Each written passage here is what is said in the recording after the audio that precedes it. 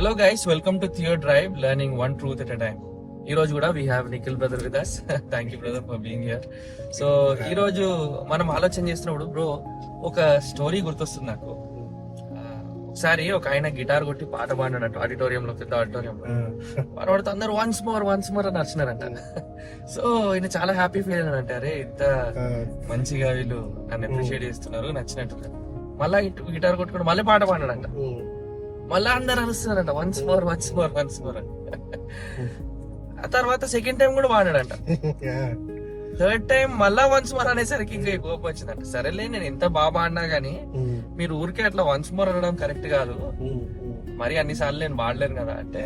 అప్పుడు ఆడియన్స్ నుంచి ఒక ఆయన లేచి చెప్పినంట, అయ్యా మేము వన్స్ మోర్ అనేది నువ్వు మంచిగా పాడినందుకు కాదు, నువ్వు మంచిగా పాడేదాకా వన్స్ మోర్ అని అన్నాడు. అంటే జనరల్ ఆడియన్స్ ఎట్లుంటారంటే, ఆ స్టేజ్ మీద ఉన్న వ్యక్తికి అప్రిషియేషన్ ఇస్తారు, అప్రిషియేషన్ తీసేస్తారు. అయితే దీని గురించి ఆలోచన చేస్తున్నప్పుడు మరి మనము దేవుడిని కూడా స్తుతిస్తాం, ఆరాధిస్తాం, పాట పాడతాం కదా. పాట పాడితే దేవుడు పొంగిపోయి, పాట పాడకపోతే దేవుడు ఏదో బాధపడిపోయి అలా ఉంటుందా? ఉండదు. సో దీని గురించి ఆలోచన చేస్తున్నప్పుడు దేవుని గుణగణాల్లో ఏమి జ్ఞాపకం చేసుకోవాలి బ్రో? మొట్టమొదటిగా దేవుని గుణగణాల లక్షణాల్లో దేవుని మహిమ గురించి మనం ఆలోచన చేస్తా ఉన్నప్పుడు we should stop thinking in humanistic terms. దేవుడిని దేవుడిలా చూసి ఆయనని మహిమపరచడం మనం తెలుసుకోవాలి. దేవుని గురించి ఆలోచన చేస్తా ఉన్నప్పుడు దేవుని గురించి రెండు మాటలు మనం చూస్తా ఉన్నాం. హీబ్రూలో అయితే కబోత్ అనే మాటను మనం చూస్తాం. కబోత్ అదే మాటను మనం నెగిటివ్ టర్మ్ ఇకబోత్ అనే మాట కూడా మనం చూస్తా ఉన్నాం. It is glory has departed అనే మాటను చూస్తా ఉన్నాం. పాత రోజులలో దేవుని మందసాన్ని చూస్తా ఉన్నప్పుడు ఇశ్రాయేల్ జనాంగం ఏమనుకున్నారంటే, అమ్మో దేవుని మహిమ అని చూస్తా ఉన్నాం. కబోత్ అంటే మీనింగ్ ఏంటి కదా? కబోత్ అంటే God's glory and it has a lot of weight actually. It's importance. And అది సాధారణ పదం కూడా కాదు. ఈ రోజున యూదులు కూడా పదాన్ని ఎక్కువగా ఉపయోగించరు.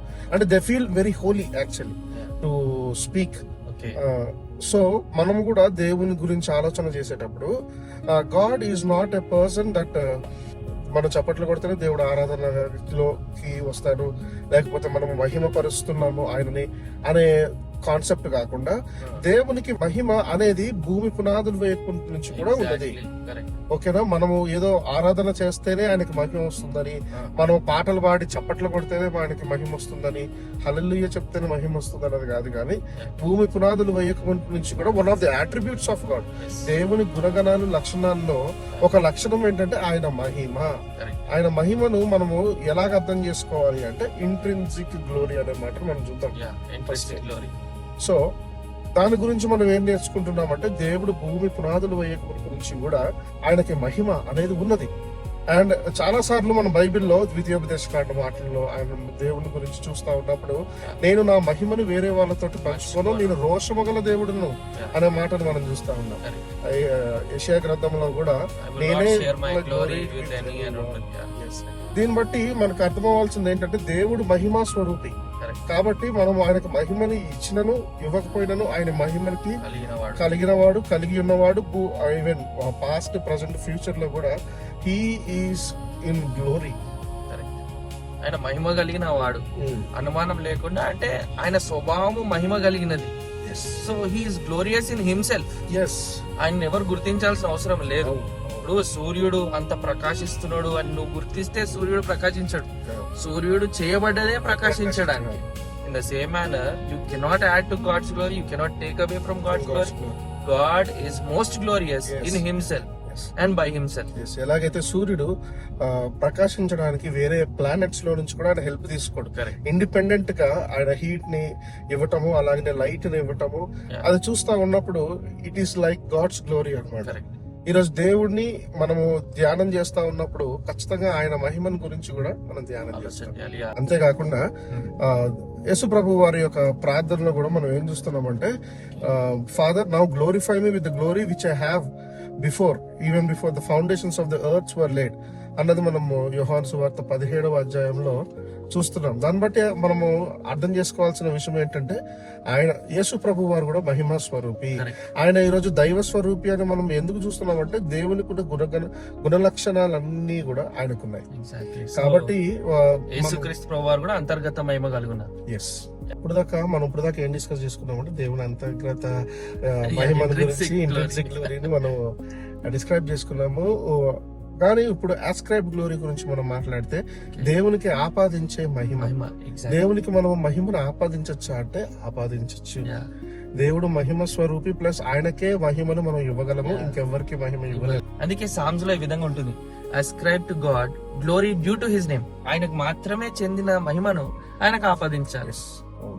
ఈ రోజున ప్రతి ఆదివారం కూడా మనం అదే చేస్తా ఉంటాం. మన ఆరాధనలో మనం ఎందుకు మహిమను దేవునికి ఆపాదిస్తా ఉన్నామంటే ఆయనే మహిమ పొందినవాడు, ఆయనకే యోగ్యుడు, ఆయనకే మనం మహిమను ఇవ్వాలి. కాబట్టి we should not give glory to anybody else. అది ఇచ్చినట్లయితే అది బ్లాస్ఫమీ కిందకి వస్తా ఉన్నది. దేవుడిని మహిమ పరచడం అనేది మనం ఎలా చేస్తాము అన్నట్లే ఆత్మతోటి సత్యముతోటి దేవుడిని ఆరాధిస్తా ఉన్నప్పుడు గాడ్ చాలా గ్లోరిఫై అవుతా ఉన్నాడు. విషయం గురించి ఆలోచిస్తున్నప్పుడు ఇది కూడా గుర్తుపెట్టుకోలేము, సృష్టి అంతా దేవునికి మాత్రమే మహిమ చెల్లించాలి. కానీ ఈ రోజు ఏమైపోయిందంటే సృష్టి దేవుడు అయిపోయినట్టు అవును. అందుకే రోమన్స్ 1 లో దేవుని మహిమను దేవునికి ఇవ్వలేరు కదా, సృష్టికి ఇస్తున్నాడు చూస్తున్నాడు. అందుకు వాళ్ళు నిరర్థులై ఉన్నారు, they are without a cause. Exactly. అంటే సృష్టి దగ్గరేమో అట్లా మనం మహిమని షిఫ్ట్ చేస్తున్నాం. తర్వాత మన విషయానికి వస్తే మనం మన కొరకే జీవిస్తాం. దేవుడు మనల్ని సృష్టించింది ఎందుకంటే ఆయన మహిమ కొరకు. He created us for his glory. ఆయనకు చెందిన వాళ్ళం మనం. ఆయనకు కాకుండా మనకే మహిమ తెచ్చుకొని జీవితం అంతా మన గురించి బ్రతికితే ఆయనకు మహిమ ఎక్కడ తెస్తా ఉన్నాం. అందుకనే వెస్ట్ మినిస్టర్ కన్ఫెషన్ లో the first question, what is the chief end of man? Is to glorify God and enjoy him for ever. So నిజంగా ఇది గుర్తు పెట్టుకోకుండా మన మటుకు మనకు జీవించుకొని మనకు మాత్రమే జీవితం చివరి ముగిసేసరికి నీకే మహిమ, మేము ఉన్నతమైన వాడు అని మనకు మనమే చెప్పుకుంటే I think we have blasphemed God's glory.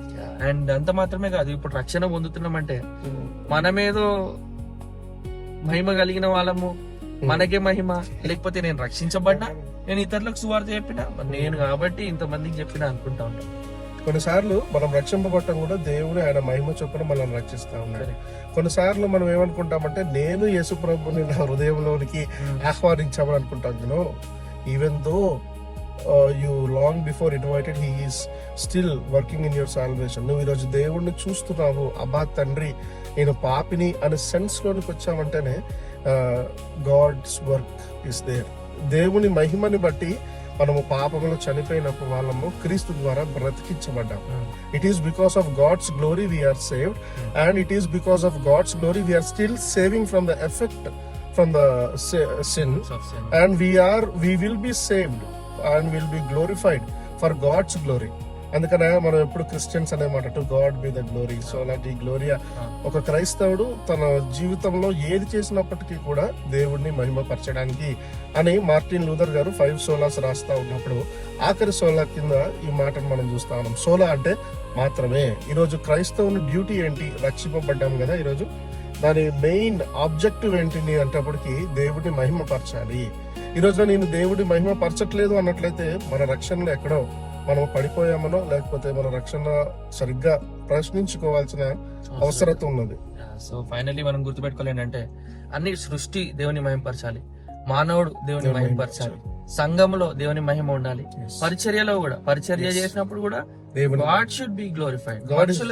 God is the centre of our ministry. So 2 విషయాలు నేర్చుకున్నాం. ఇంట్రిన్సిక్ గ్లోరీ, దేవుని అంతర్గత మహిమ. మనం ఏదో చప్పట్లు కొడితే ఆయన ఉప్పొంగిపోయి, చప్పట్లు కొట్టకపోతే నిరాశపడ్డాడు. God is glorious in himself. రెండోది అస్క్రైబ్డ్ గ్లోరీ. అవును, పాటలు పాడతాం, చప్పట్లు కొడతాం, ఆనందిస్తాం. అవును, దేవునికి స్తోత్రం అని ఎందుకు చెప్తామంటే ఎందుకంటే ఆయన యోగ్యుడు, ఆయన అర్హుడు.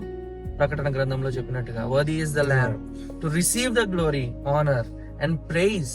అంతటికి యోగ్యుడు ఆయన కనుక ఆయనకి మహిమ చెల్లించాల్సిన బద్దులమైన కనుక చివరి ప్రశ్న ఏంటంటే మన జీవితం, మన క్రియలు, మన నిర్ణయాలు అన్ని కూడా it should be operated in the boundaries of God's glory. కొన్నిసార్లు want to add one last thing before I close.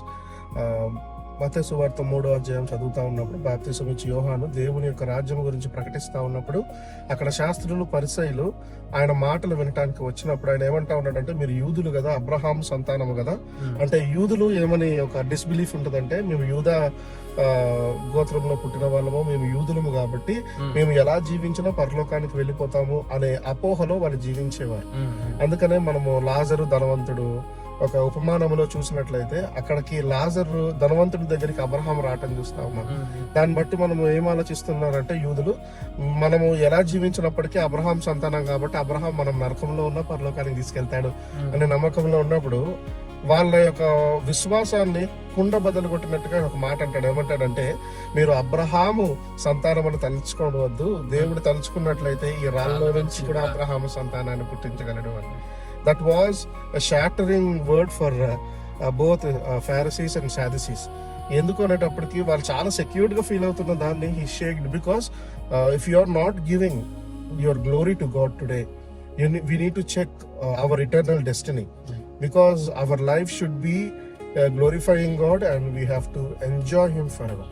With that note, I end the verse and we look forward to have glory with Him when He comes to this earth, so we can reign with Him.